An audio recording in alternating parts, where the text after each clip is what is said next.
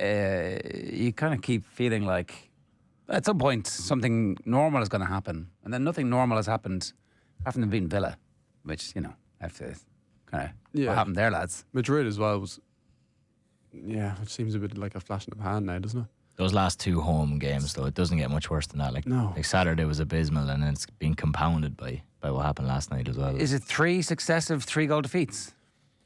3 successive games, they've conceded 3 goals or more for the first time since the Premier League was only a baby, September 1992. I don't even remember. Was that the Souness era? Yeah. Is he in trouble? Like, is he in genuine trouble? Yes. Yeah, I think he is. Like, he's in trouble. It's crazy. Yeah. He has to be. Well, you can't just keep getting battered. I don't know. Does he have to be? I don't know. I mean, I think that like this competition, obviously, we've had this back and forth about it matters, it doesn't matter. It matters when you're getting pumped 4-1 at home. Yeah, it's all used against you in evidence. But it still doesn't matter to the point where they're in danger of crashing out of it. Did feel like the team would somehow perform better in the games that were more meaningful than the league matches, which have suddenly become meaningful because they're crashing out of the title race. They have a real conundrum. We don't have a Liverpool supporter among us here, but there's plenty out there. So get on to us about your feelings about where it's actually going wrong, because they're in a curious position, right? I posited the idea that Arne Slot might lose his job before those 3 big games they had in paper against Aston Villa, Real Madrid, Manchester City. And, I think generally scoffed that notion. It was like, they're not going to sack him for a few reasons. Like, Liverpool don't do that. Liverpool, we're not that type of club. Now, there's Roy Hodgson will stand up and say, whoa, hey, but that felt like it was wrong from the start. Like a bit like different era, though. And different players and different owners. Yeah. And the other thing as well is they just won the league a few months ago. So this is such a steep descent that as recently as you'd say August, maybe even a tinge of September, can you imagine the idea of saying to someone that Arne Slot would leave Liverpool before Ruben Amorim leaves Manchester United? And as we sit here this morning, that is the more likely of the two. And neither will probably happen. But that's where this club finds itself in now. To zoom out a little bit, right? So we've been talking a bit about the Kenny Dalglish documentary on Prime. I don't know if everybody has seen it or had the opportunity to watch it yet. Like, I do feel like Liverpool understand the impact of something like Diogo Jota happening, and so therefore there is a much longer form understanding that things can have an impact on the football. So I suspect they're going to allow this season to be something of a write-off and go, right, if this happens, if you lose the first 2 games next season, sling your hook. Yeah. I think that there's going to be a way, and I also think that the games are just a bit weird at the minute. Like, so I presume everybody has seen the highlights at this stage if you weren't watching the game, but like there's a GAA-style catch from Virgil to give away the penalty. It was bizarre, yeah. There's the Hugo Ekitike getting hacked down in the penalty, which would have made it 2-1. And but this is happening. The trouble with this is, right, every game I'm like, oh, actually, they had a lot of chances. This could swing the other way. This is the narrow margins. The games that could go either way have all gone against them. Well, Parrott at the very start of the season. At the very start of the season, they're all going for them. Yeah. And so this never happens. Yeah. Normally, it's one or the other. Usually, there's a bit of grey area. I think what makes it so. I think just based off the results is why I say that he has to be under pressure, because I mean you can't lose 9 of 12 games without being under pressure. But But I think agreeing with your kind of assessment there is it's such a unique scenario. With obviously the Jota stuff, it's hard to kind of, you can't ignore it. Like it's there, but there's also, like, when have we seen a team go and win a league so comfortably, spend so much money, and then struggle so much so soon after? It's like I can't think of an instance where something like this has happened. It's such a unique scenario, which is why it's hard to put your finger on whether they will pull the trigger or not. Like, it's there's no reference point for it, I don't think. luckily Jurgen Klopp isn't continuously talking about his availability for the gig from Arne Slot's perspective. Well, I mean, there's no obvious contenders out there except the guy who everybody, I think Arnie's hoping that he's up the walls at Red Bull. But he gave an interview recently, Klopp, with The Athletic, and I think the vibe he was giving across, and maybe it was only shortly after the first defeat in this run against Crystal Palace away, which was a late one, and Klopp said, "I'm kind of done with management. I gave my life to that." But he did, I guess, leave the door ajar for the love of his life, or one of the loves of his life. You could easily see a scenario where he comes back. Say they're in a meeting now going, "Look, Arne, we don't think he managed this whole thing very well." You could see a situation where Klopp comes back as an interim. He's the new Kenny Dalglish and is doing until the end of the year, and they do actually look for someone medium term. Yeah. The only thing that's in any way comparable, and it's not the same, is the year after they won the league under Jurgen Klopp. They had a brutal run around Christmas. They lost about 6 games at Anfield. And that kind of came from nowhere as well, as far as I remember. And against teams that had no right to be winning games. The first one was below average Brighton, Now, there wasn't talk at that time about Klopp going, but it has happened in relatively recent memory. This is more stark and prolonged and sudden, I'd say.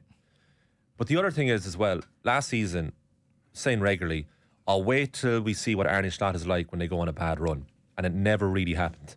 Yeah. That's how consistent they were. Now, it happened towards the end of the season, they weren't great in the League Cup final against Newcastle. And in the Paris Saint-Germain games that they got knocked out in the Champions League, that kind of showed them up a little bit. And they ended the season poorly. But they had done their hard work. They had won the league. And a lot of people throwing it now in hindsight, well, he was just inheriting Jurgen Klopp's side. But Jurgen Klopp didn't win the Premier League in his last season. And Arne Slot came in. They were and bad. He had them playing really good football. If you listen to Mo Salah, the way he said, it's more intricate now. Yeah. There's more build-up. It's more considered. And Ryan Gravenberch became a hell of a player under Arne Slot. So I wouldn't buy into that. If they're being fair, but there's no such thing as fairness in football, and people will say, well, you can't let results get away from them. Great first season, terrible second season. Let's see what happens in the third season. He'll finish the end of this campaign 1-1 from his tenure at Liverpool. It's just the money, isn't it? That's the thing that people can't get over. Spending. I think it was one signing too many in Alexander Isak, which makes this seem farcical now, because they spent way north of 100 million on 2 players, neither of which have set the world alight at all. No. And then I remember thinking in August, if they had signed Mark Gahey, it would be the greatest transfer window in Premier League history, because they have a phenomenal squad. And I still think that they have a really good squad. They're also underperforming. They also have a centre-half in Ibrahim Konate whose confidence is totally shot. Yeah. Yeah, you wouldn't say he's the only problem. For the fourth goal, they have possession. It gets given away, and McAllister kind of jogs back. That's not what you need. And they nipped the ball off in midfield a couple of times too when he's not on the half turn like he was last season. Yeah. The second goal is abysmal though. Salah gets blown by as if he's not there. Doesn't track back. No one picks him up at all. Well, poor old Kirkes is at fault. He's not tracking him. Your man's got the wrong side of him immediately. Yeah. And then their sub causes carnage when he comes on. Was it also not a brilliant through ball and finish? It was class. There's some lovely goals there. And it's funny because we talk about Troy Parrott, get away from there, Divisa, some of the finishing was... And it was the finish for the last goal is exceptional. He's only coming on, that guy. Yeah. So they're 6 points clear at the top of the Eredivisie, PSV Eindhoven, ahead of Feyenoord. And then third place is AZ Alkmaar. Is it? Yeah. Oh, wow. So Feyenoord, Ajax are way down in 6th. Yeah, they're bottom of the Champions League table as well. Crazy fall off. Yeah. So, and Feyenoord play Celtic tonight, and of course Troy Parrott's AZ play. Yeah. Chelsea. Yep. They do. What are you thinking? I just, I don't know what's going to happen. It's totally unpredictable. What's your instinct? What do you think will happen? I think that they'll stabilise the form a little bit. Yeah. I think he's going to drop several of those players and start. There's a lot to be said from just going back to... but he did. He's done that too. He did, yeah. There did that in the Villa were games where Bradley and Robertson were playing, and you're like, "Oh, this is last season's team minus Trent." Let me ask you this: what was wrong with last night's starting 11? I think McAllister's form is a problem. Okay, that's one. Is he fit? Where was Szoboszlai playing? So they put Szoboszlai centre mid, and they put Curtis Jones right back, because I think the feeling was we can't afford to sacrifice Szoboszlai's energy and form. Probably their best player. Right back. He was once again Their best player. He's been drawn because the other thing is Curtis is right back. Yeah, they did create chances, Liverpool. Did 24 at 2-1 shots. and 3-1 down. 24 shots. Virgil van Dijk hits the bar, doesn't he? With a header from a Mo Salah corner. It's a bad header. So he should have scored. But he should have scored. Yeah. And Sabasai had another opportunity. So it's not like they're getting obliterated in the performances, but they are on paper. They're not getting played off the park. If you're looking at the results, do you know what it is? What is happening? It's the confidence from the whole team has drained out early in the season. So but I think the point about that is that like you can fix that relatively quickly if you get a few breaks. But you're like, hope is not a tactic situation. It's like, we hope that the XG regression to the mean will carry us through this. We've seen 2 examples of this before in Premier League history. So Claudio Ranieri with Leicester, who had received his marching orders in autumn 2016, months after winning the Premier League, because they didn't really sign many new players in the summer. They lost a couple of crucial ones, and it felt like they'd done everything they could to win the league, and that was it. And the players always had a bit of a strained, Kante and Mahrez, didn't they? A bit of a strained relationship with Ranieri anyway when they were winning the league. Drink water. And then the year before, Jose Mourinho comes back to Chelsea, wins the league in 2015, and he has his own self-implosion, which we are used to. They're the only 2. This isn't like that, really. They don't seem to be rebelling against Arne Slot, the players. You could argue they're not quite playing for him, and Arne Slot seems to be very calm in the situation. That 4th goal did feel a little bit like, what's going on there? We've packed it in. Well, they're 3-1 down, and they're desperately trying to get back into the game. Yeah, but also Chiesa just being mad. Like, you can't be doing that stuff. What's this? At the very end of the game, he's like, they're in the opposition penalty area. He loses the ball. He just drags your man down, and it's the end of the game. And you're like, you can't, like, okay. I don't know. Also, there was a situation where he took 2 more touches on the ball than he needed to. And again, 92 minutes. They're not going to save the game. Yeah, might have still been 3-1 at that stage. There's somebody outside him who's like in a much better spot. Yeah, it would have been. Chiesa cuts back in and gets blocked. Then it's like Steve McManaman and Stephen Gerrard afterwards last night. Gerrard was asked about whether you drop Salah, and his response is, well, who else would you play? You can't drop Salah. I would have thought the one thing that they do have is options. Yeah, they do, yeah. I don't know about that. Like, yeah, they have an abundance of attacking talent there. I mean, don't know if you saw Curtis Jones speaking after. No. He was proper giving it to his midfield partners. He was like, we just need lads to actually want to tackle people. We've got loads of nice players that are nice on the ball and good with feet, but that's not enough lads smashing into lads. Basically, that was the sentiment. It was kind of like Roy Keane-esque. I was going to say, very Roy Keane. Let's get on the side with the Scousers.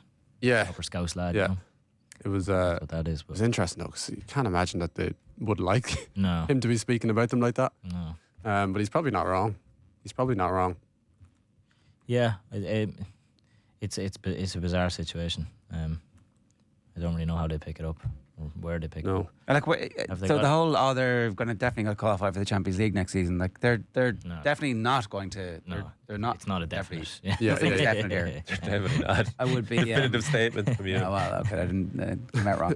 Still have to earn it. Like on paper, next 3 games they've got West Ham away on Sunday.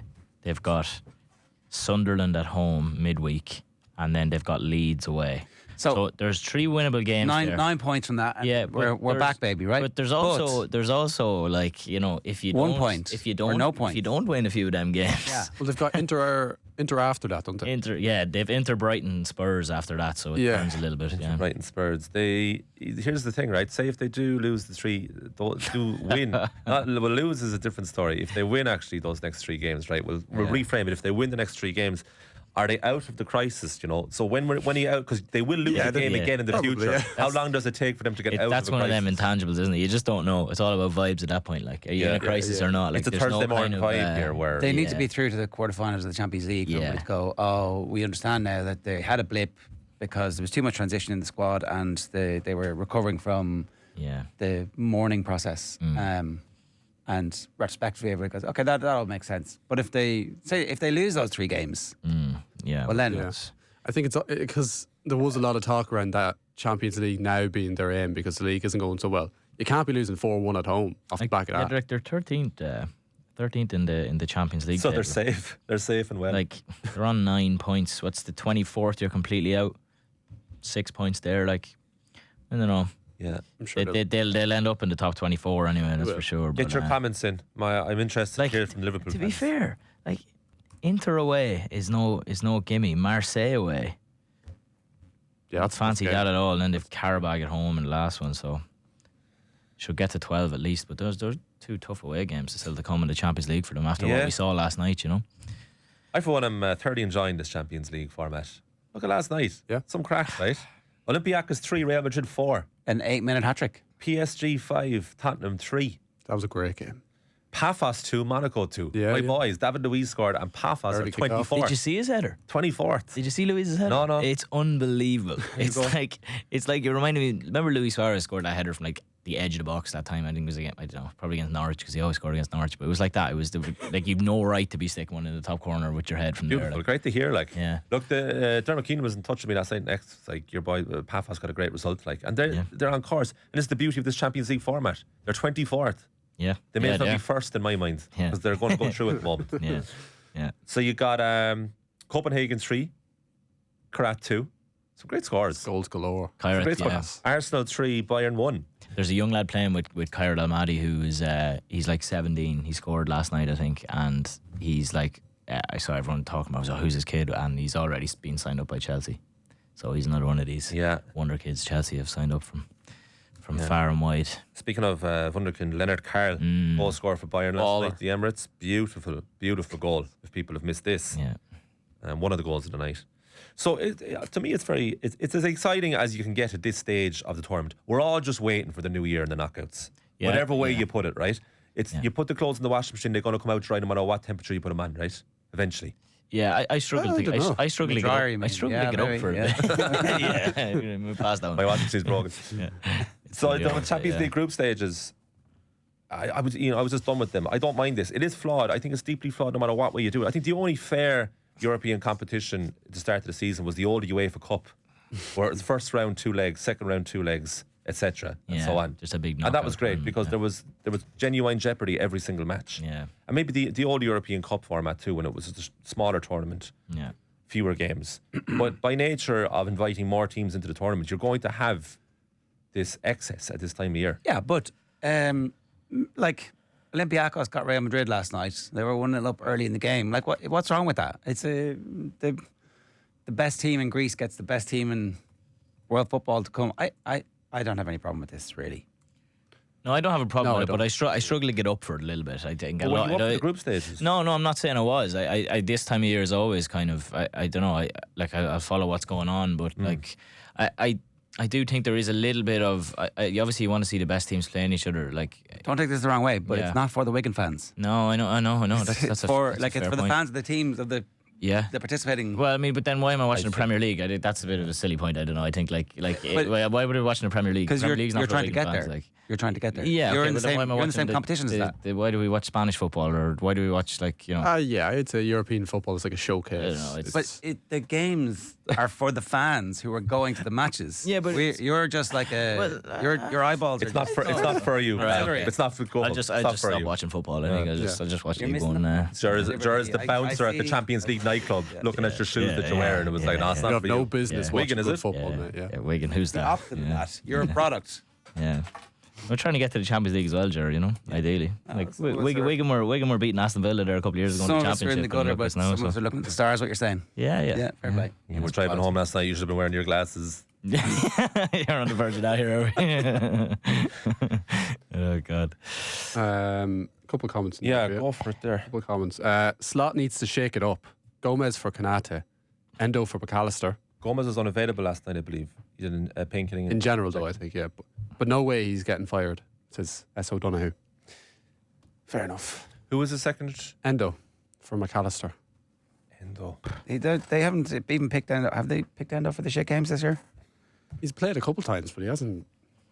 He's been on the bench. Yeah. A bit. You don't think he's going to be the difference maker, but maybe he will. Salah was a disgrace off the ball last night. Slot might be a great manager, but it's so far gone now. There's no way he's the person who can get the required reaction from those players, says Carol Dillon. Salah is almost always a disgrace off the ball, but when he's not scoring goals, you don't get much from him. A lot of the time, he's not particularly great on the ball either. Just he's so wasteful. It's unbelievable. Is it not a footballer's job then, if you're not doing what you do best well, to develop other parts of your game. I know he's at a point in his career where he's not going to develop much because he doesn't really need to. But he's not offering them anything at the minute. Yeah, I guess he's one of the greats in that he's always going to back himself to do what he's there to do. Always. You'll have that ultimate self-belief that I'm going to continue doing what I'm doing that worked so well for me to get me here, to be a legend of the club. It'll come again. A bit like the form of Liverpool. It'll come again. I'm not as worried for Liverpool as their fans. I think if they sort it out, and if is the question, they have a seriously good squad. They do, and like there is also the possibility that for whatever reason, Slot's control of the squad is gone, and somebody else comes in, and immediately it's like they fixed, and away we go. Or that Salah going away for 5 weeks is actually what the team needs. Like, you know. And that will happen, yeah. If Egypt go deep in the Africa Cup of Nations, they could have a whole new idea of playing because there's nobody like Salah in that squad. Yeah. Do you want to hear the headlines? Do I? Right, yeah. Yeah. No. Shambolic, Liverpool in crisis. Ooh, shambolic. Oh, Andy won't like. Shambolic, can't say so that. Arne Slot was very The positive S word. afterwards last night, sir. He was like, we created opportunities. I liked our response. Andy Farrell would have liked the way that Arne Slot talked to us. Similar. Yeah. You're saying the birds of a feather? They have stuck together in this instance, and it might work out well for both. Who's going to have a better next year? Andy Farrell with Ireland or Arne Slot with Liverpool? How do you gauge that? Like, that's incredible. Like, Who's going to win the more trophies? No, who's going to have the better performance review? This time, so we're in November, So the end of they'll have November. done a Six Nations, they'll have done a November series. What's it called? No, there's no November Yeah. series. Next year? No, There's a new tournament. Nations Oh, League. the new tournament. Well, Better there again. is more games. There is What's it literally called? just More games. You're right. it's more Nations, games. Nations, something. Nations Nations But Championship. they're going away in the summer as well, aren't they? they're doing the summer, Sounds like a but show jumping thing. Yeah. they're still doing November anyway. Like it's still the same thing. Same thing. no, they're- They've rebadged it, you fool. It's the same Nations thing. League. Yeah, but Yeah. we're going to have like multiple games in Okay. Sydney and Melbourne. Great. It won't be, Yeah. The but point not is all there'll be against loads of Australia. games to talk about, right? Yeah. Loads of them. Yeah. So who's going to be in a better position this time next year? Because they both have the same way to deal with the media. Andy Farrell and Arne Slot. Calm, positivity, everyone relax. Well, I would say the safe bet is Andy Farrell because he's still going to be here, guaranteed. He's a contract Yeah. through to the World Cup. Yeah, he's there's no way matter he's what getting happens. They get blown out of the gate in the Six Nations. He's not going to get sacked. But if we're talking about a review, like you're saying, it depends. You're asking us to predict the future. I don't know. Well, you know, it's a That big or part of the just show. slot turn it What around. will happen. Yeah. Yes. We don't just live in the past here. Yeah. You know, think of the future. Although we probably should. Past is quite fun sometimes. I think Slot turns it around somehow. I don't think they just continued losing games. What about Arsenal, though? Arsenal are very good. But aren't they? Arsenal, yeah, people are asking in the chat. Salah, the new CR7, asks Pete Trainer. Amram and Slot on the dole queue at Christmas, says Shane McGeaney. Patronised by a Manchester United fan. Absolute rock bottom, says somebody else. Like, What's the patronising element of this conversation? I'd say... It's when you brought up Amram. I think they'll be earlier on, all right there. You know, there's lots of great players. They'll be fine. Yeah, but I mean, you're being sincere and authentic, but they're seeing, what a prick. That's what you're like, "Oh, you'll be grand, Wow. don't worry about it. Like, You'll be ma'am. fine." 7:54 in yeah. the morning. Yeah, co-host, yeah. no. They, No, he didn't call it that. yeah, well, he put the word No, I in, you know. didn't. I He put the didn't. word in, yeah. I'm he could have reflecting done the anything what he audience. wanted. He could have done anything. I looked in my soul and I saw what the Irish people were saying. Dutch disaster, more pain for Slot, Gravenberch and Van Dijk as PSV stunned Liverpool. I get it, I see you picked it. It was the foreigners' fault. Slightly questioning why they were just targeting the Dutch players, but obviously they're playing It's just for the PSV, headline. so Yeah. it makes sense. Bad to worse, pressure mount on sorry Slot after latest humiliation. Sorry, Slot. It is, It's so harsh. it's code red Slot. Humiliated Liverpool go from crisis to full-blown emergency. What's next? DEFCON, the good one or the bad one? The bad one. Which DEFCON are they at? It's gone straight over my Does head. anybody know what the good one or the bad one is? No, No. no idea. Does it No. go up or down? No, here, I'll find out for you here. Madness. Yeah, Troy, Noni's joy at first goal in statement win over Bayern. So Noni Madueke, we haven't really spoken enough about Arsenal because the view is this doesn't matter. But like Bayern are pretty good. Pick their full team. It's their first loss, isn't it? Trouble Dutch for Slot as thrashing his 9th defeat in 12. Nine defeats in 12. DEFCON 1 is worse. DEFCON 1 is the worst. All right. War's already started. All right. Clogged. Do you get it? Dutch clogs. Yeah, Dutch clogs. Yeah. Okay. Very good. Took me a second there. I just thought maybe they've access to whether or not he's constipated. Arnie. God. Slot routed by Dutch side PSV as Red slump again, and skipper Virgil van Dijk concedes bizarre penalty already, his 3rd of the season. It is. What's he doing? It's a strange one. Who did that? The Vidic do that years ago. I remember when. All the greats. Just slapped it. Slot's lost the plot. The star. No fanning about there. Slot has lost the plot. I think he's lost the plot. He might have. Yeah, we don't know. Like, is there a possibility that, like, actually... It's so definitive with that headline. He has lost the plot. It's like, he hasn't really shown us that he's lost the plot. I would have gone with he's lost the slot. Just left it at that. Yeah. People would have figured it out. Yeah. My advice. Adam Ken says, can we talk about how electrifying Arsenal were? I don't know if I'd say electrifying, but they are class. You prioritised Arsenal over Liverpool? Yeah, I did actually. Yeah, I watched. I thought Liverpool win last night, so I said I'll leave that. Yeah. They'll beat PSV. I thought he was going to beat Eintracht Frankfurt game when they went 1-0 down, 1-1. It's like, I'll win this 4-1. It was 4-1. Arsenal and Bayern, I was very excited by. A lot of talent on the pitch. Yeah. And Arsenal, serious outfit, serious team. I've defended Mikel Arteta a lot. That he's very, very good. Is he great? Well, he's not great yet. They could show it. Top of the Champions League and the Premier They League. could show it this year. This is their time. They look very, very difficult to beat, would be the first thing. And they're starting to play a little bit of ball. A little bit. And they could be unbelievable. Imagine how good they could be next season, Arsenal. Don't worry about it. If they win the league this year. The football disease is living in a perpetual future that never arrives. Right. Imagine if they evolve continuously to be... Let's feel the now. Can't score against them. They're like Mourinho's Chelsea first time round. Can't score against them. And they're Man City 2017-18. So, like, they become an unstoppable force and an immovable object at the same time. They have possibility to do it, Arsenal. I think he's building something. In his first job in football, he's managed to do this throughout the years. You know? So all the lessons for everybody else is stick with everything, give people time to... Well, you know, there's a Amarim. reluctance in this room to talk about the future, but you need people like that to see what's going to happen down the line, right? Is that I'm sure at times Arsenal's board were tempted with the idea of relieving Mikel Arteta from his duties. And Alkmaar were selling like 3 or 4 jerseys to Ireland. And then it went to like 60 a day. 60 a day. That's amazing. Yeah. And I don't think Alkmaar are a particularly huge club, so that might make a difference to them. If you support a team who wears red, would you be getting a Troy Parrott jersey in Alkmaar? Yeah, I think so. Yeah. I don't know what they're... Alkmaar were selling like 3 or 4 jerseys to Ireland. And then it went to like 60 a day. 60 a day. That's amazing. Yeah. And I don't think Alkmaar are a particularly huge club, so that might make a difference to them. If you support a team who wears red, would you be getting a Troy Parrott jersey in Alkmaar? Yeah, I think so. Yeah. I don't know what their away jersey is actually. If you're a Shells fan, would you be getting one? Oof, can't now that he's disowned you. Can't wear it there, but you know. He's disowned you. Yeah, true. Yeah. I'd definitely pick one up anyway. Let's hear from the man himself. Troy Parrott. I'm really comfortable here. I'm really happy. I feel like I'm progressing really well. And I really enjoy being here and playing here. So it's I'm fully focused on being here.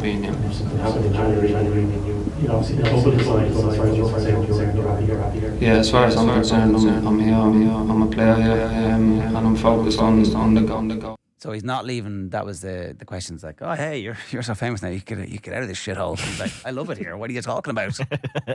Who was he sitting beside? His manager by the name of Martin Martins. It's a great name.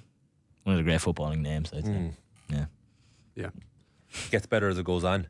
Yeah, for sure. It's kind of hard to say anything else than what he said when you're sitting beside your manager.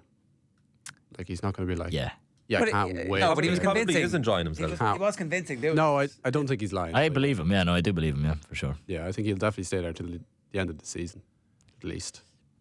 Yeah, unless he goes and scores in about another 15 goals in his next, 10 goals in 10 games before January, and he gets like, how much did they pay for him? 6 or 7 million, I think. Yeah, it wasn't a lot. They paid a few quid, like. So if they got if they got a 35 million offer, 40 million offer in January from a Dortmund or a Leverkusen or something like that. Is there any chance they qualify for the Champions League? How many Dutch teams season? I think they step up. And there's PSV and Ajax and Feyenoord are in the Europa League, so 2 I would imagine.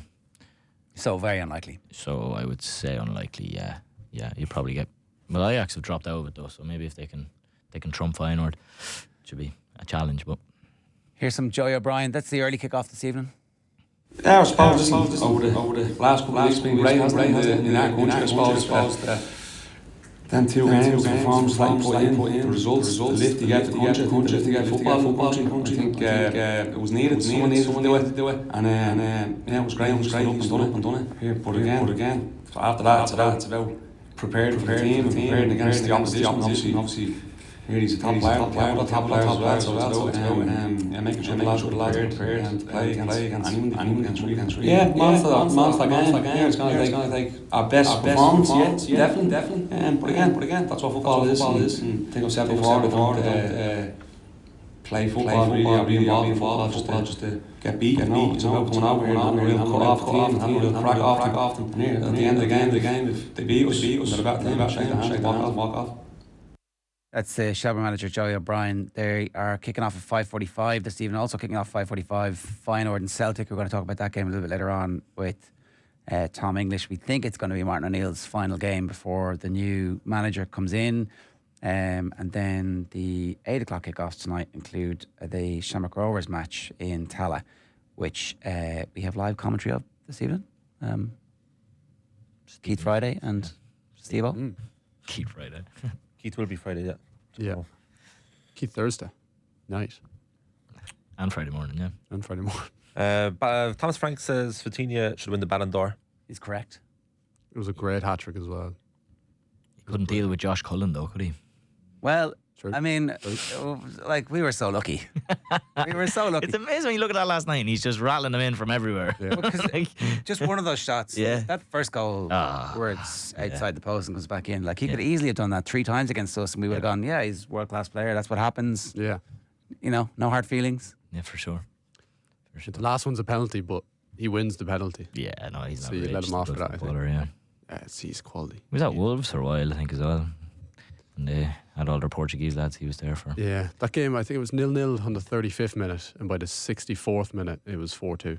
I got good fun out watching Colm Boohig kind of not really know what to do. Like, he could not To celebrate or not? Yeah, like not going back to. He's not going back to his old club. He's going back to his current club. Yeah. And yeah, he's going to score twice. His I'd first be like, 2 goals. Yeah. It happens a bit with PSG, doesn't it? It was Asensio. Did Asensio score for Villa against them? Yeah. He played anyway. Yeah. Played anyway, so. Well, because they own all the players of Europe at some level. Yeah, they do. Some form of. Is this a good thing or a bad thing for Spurs? Like, they didn't go and roll over. They didn't go and... No, they played pretty well. Hard to know, yeah. I don't know. It's hard to get a read of them. Yeah. He could do with a win, though. Yeah. It's obviously not great conceding 5, but they did score. After Good 4 goals. After 4th weekend as well. Colm Boohig scored. They have to have a word with themselves, these Spurs fans. Hasn't been able to score. So it's, PSG just gave them a player to score 2 goals against themselves. It's like when the teams run fair and Astro. Yeah. It's like, here, we'll give you your man switch up here. the teams. Like, Here, Randall, go over there.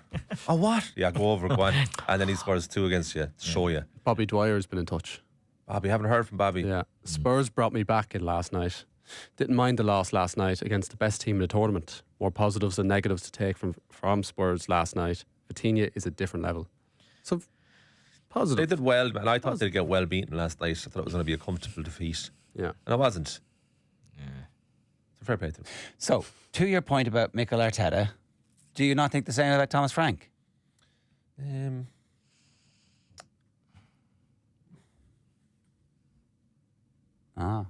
Stunned. This is great radio. Yeah. Yeah. You know, we had this thing where if the signal DAB dies, there's like an old tape that because say there's a bomb goes off. Hopefully, it doesn't and the happen. signal dies. You want to I do think about him actually because I just think Spurs fans need to think about what they actually want here. I think they're in a state of shock still over Ange Postecoglou and what the hell happened. State of shock. And now it's gone the other way, and they have, like, you know, their stepdad, he's actually a nice guy.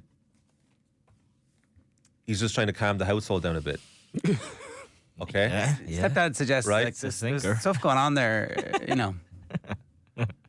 It was look, the original marriage, there was love there, but it just couldn't make it work, right? Stepdad's coming. We're the kids. Stepdad's coming really quickly. We're all the children. Right.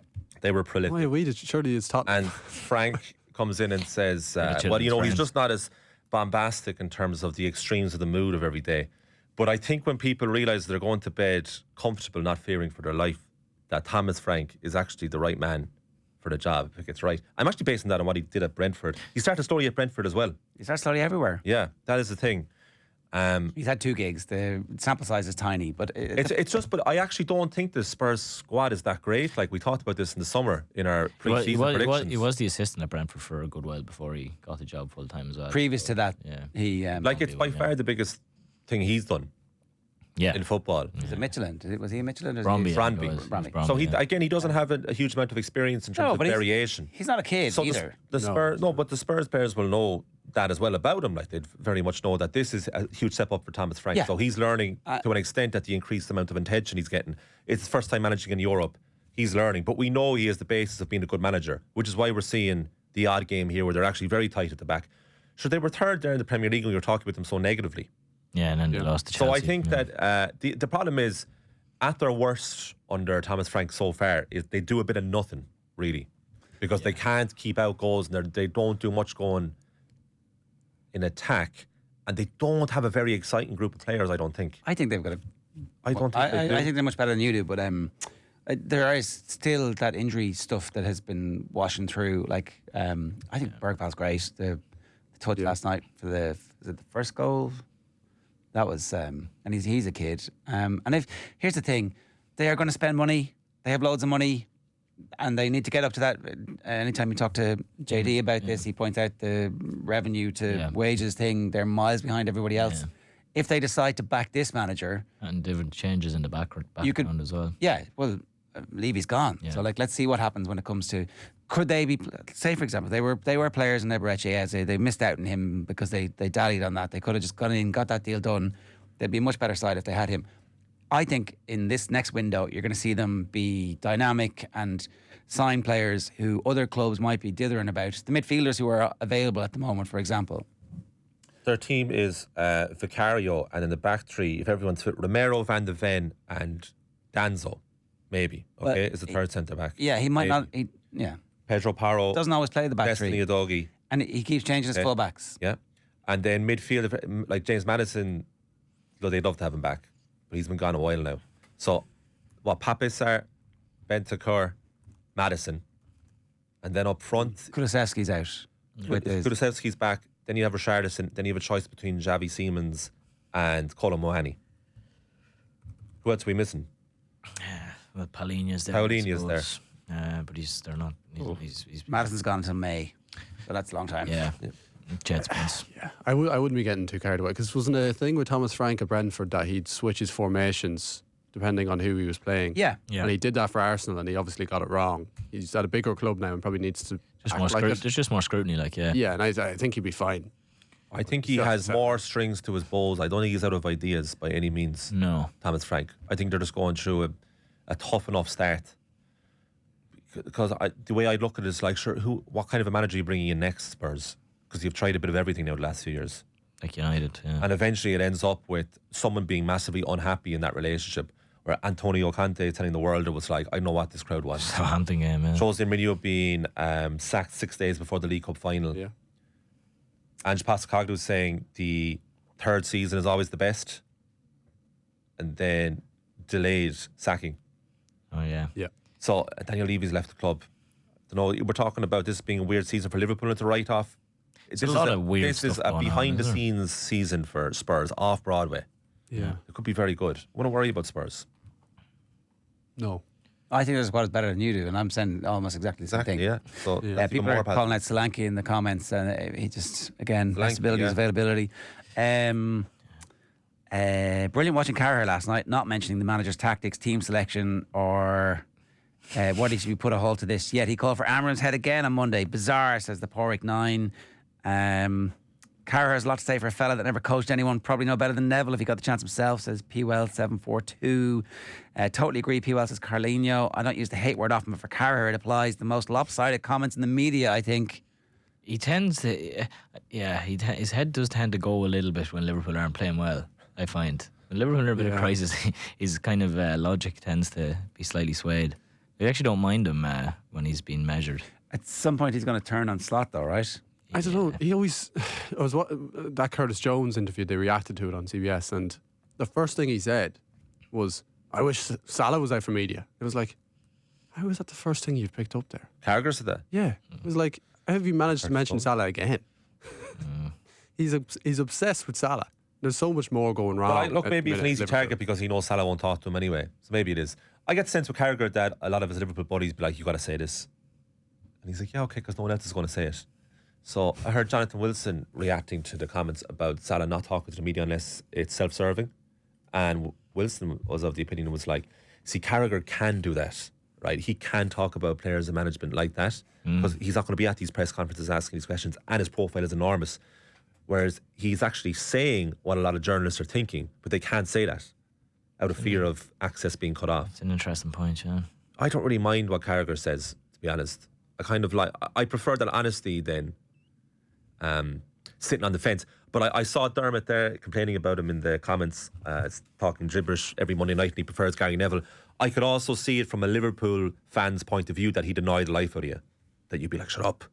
I like him when he's analysing games. I think he knows what he's talking about. But I actually kind of enjoy him. I don't really buy in. I enjoy his honesty, I have to say. Yeah, But and is he being honest about how bad they're playing at the moment? I suppose that's the point. Yeah, you remember now at the start of the season, Bournemouth game, do you remember? He was like, I don't like how we're defending. And they won the game. And Arne Slot, he said that to Arne Slot. Remember, he said it to him, to his face, I don't like the look of this team. And Arne Slot says, joking but not joking, go support another team then. Yeah. Only joking, Jamie. And then he'll say That's how that works. what he says, because it's like no offence but, and you're free to say whatever the hell you want. Yeah. That was Arne Slot that night. So I don't think he is afraid to say it. We have time for one last thing. Ireland under 19 women's yesterday. I don't know if people saw this. So they're playing against Sweden. People are calling us out in the comments for not dealing with mentioning this. it. Okay. Oh, what's wrong with you? You missed all. What are you doing? It's a big scandal. This is the biggest scandal in Irish sport. They played Sweden in a European qualifier in Bulgaria, and the anthem played was "God Save the King." For longer than you'd think that the DJ would realise, I gotta turn this off, right? So about 5 or 6 seconds, and then the response was to sing Around the V in a cappella, which is a pretty cool response, or something like that. It did remind me of the more light-hearted example, certainly from our point of view, is about 10 years ago, maybe 11 years ago, 2014, Malta played Slovakia, and this happened.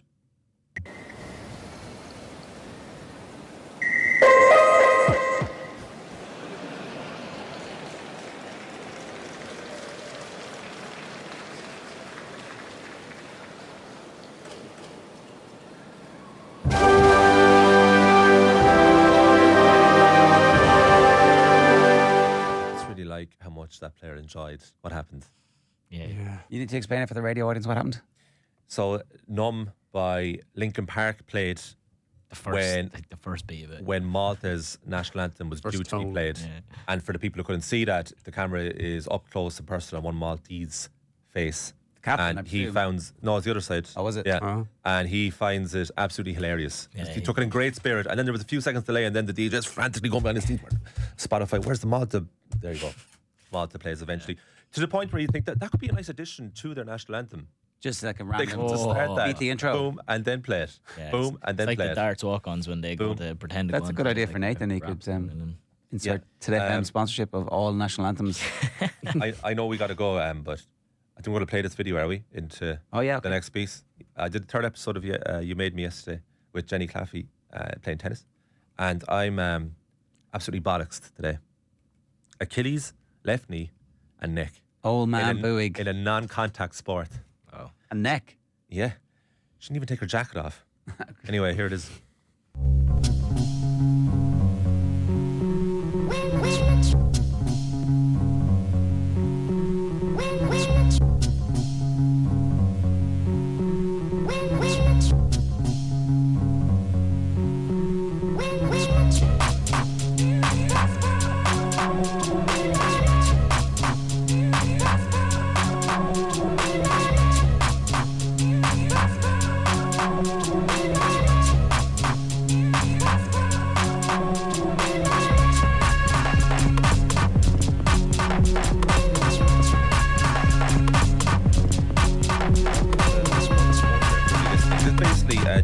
million less. And she was as high as 646 in the world. Did you win a point? Yeah, well, a few points actually. Look. When she gets did you win a point as opposed to she lost points? Well, what is winning a point? Hitting a winner. Anyways.